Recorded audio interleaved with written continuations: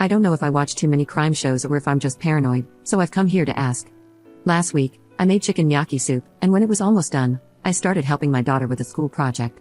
She got us both a bowl, and a few seconds later, my boyfriend ran into the room with a bowl and told me to eat the bowl he had. I told him it was all the same, but he insisted that he wanted mine because it had more chicken.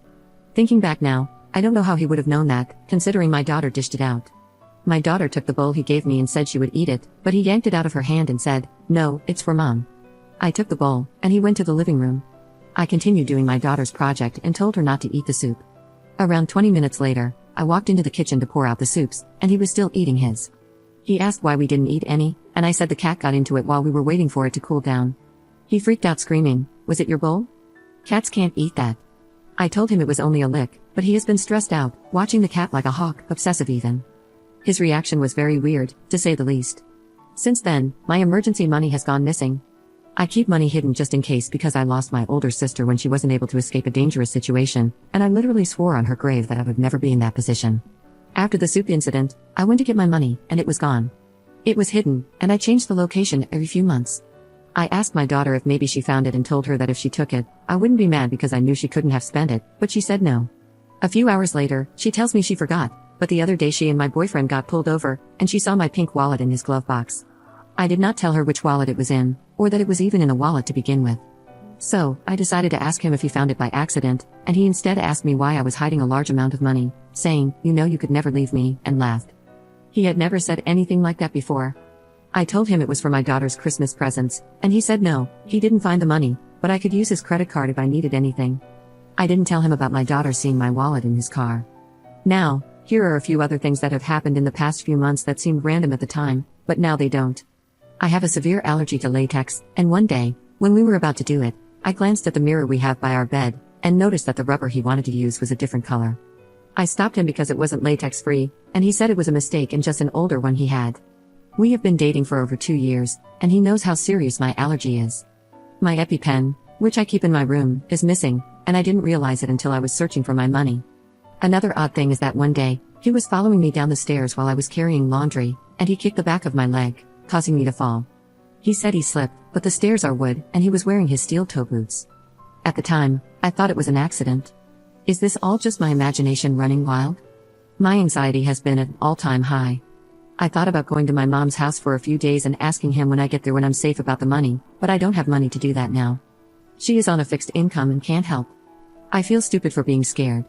Last night, I decided to check his car for my wallet, and he caught me. I asked him for my money back, and he tried playing dumb.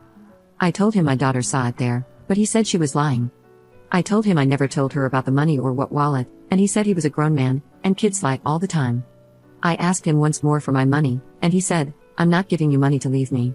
I waited until he was in the shower to grab my cat and my daughter, and we left. I can't take my cat with us to a shelter, and the DV shelters are full. I was able to get us a night at a cheap motel. This exact situation is why I had money saved.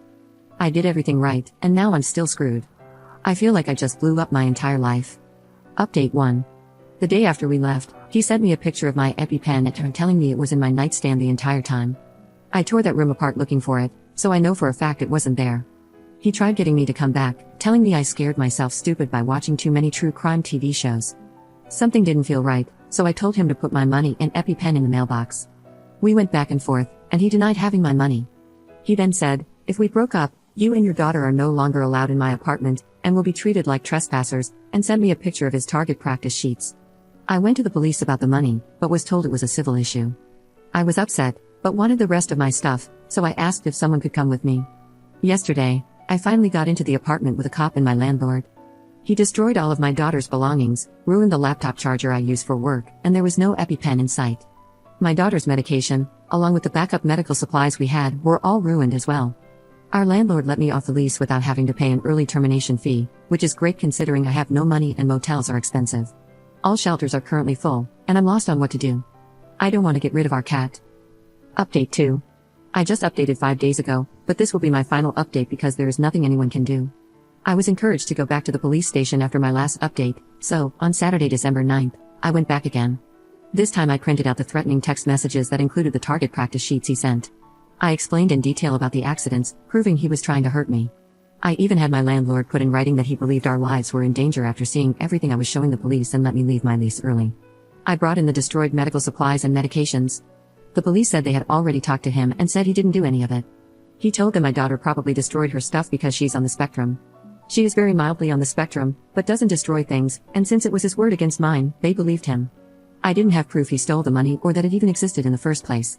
I was told the EpiPen was my responsibility, and they won't do anything if it's lost. I was told to let it go and to stop bothering the police with my petty civil issues. I am so defeated and angry. My daughter isn't going to have gifts for Christmas because I have to save for a new deposit on an apartment. We have been staying in motels while I was reaching out to DV resources. I can't get help without a restraining order and police report. Every place is out of funds. He is getting away with everything, and I'm so glad we got out of there because there is no doubt in my mind he would have gotten away with deleting me. I know this sounds like my last update, but that is what happened, nothing new. There is no justice, and there are no repercussions for him. He still gets to stay in that apartment. My landlord offered me another unit across town, but I can't afford to move in. This exact situation is why I had money stashed away because no one has ever cared about us, and I knew that. There is nothing else I can do. Update 3. A lot of people wanted an update, so here it is. On Christmas, he slashed my tires, knowing I would have to pay out of pocket to replace them, which I don't have. Today, he threw a heavy patio chair through the window of the place we were staying at to let me know he knew where we were, and I was asked to leave for everyone's safety. However, my daughter and I aren't safe. I walked in the snow with my daughter and our cat, and I felt vulnerable and like open prey, so we came back to the police station to sit in the lobby until morning. Shelters are still full, and I now have to disclose that he is dangerous anywhere we go. The police couldn't find him, but I know he has to be close. I don't know what his endgame is. Update 4. I checked everywhere I could think of and still couldn't figure out how he was tracking us. I blocked him on everything, including email, after he sent me pictures of his target practice sheets among other things, and I got a cheap burner phone for now. My daughter was out of school for winter break, so he didn't follow her or anything.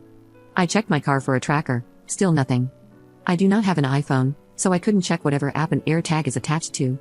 My cat is harness trained and wears a collar, but there was no tracker. That is, until today, I decided to inspect the carrier.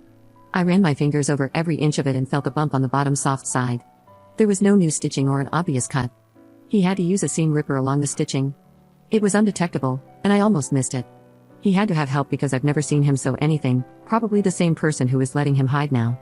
If his excuse for the AirTag was to track my cat, he would have put it on his collar or harness because that is what he would wear when we go out on walks or car rides.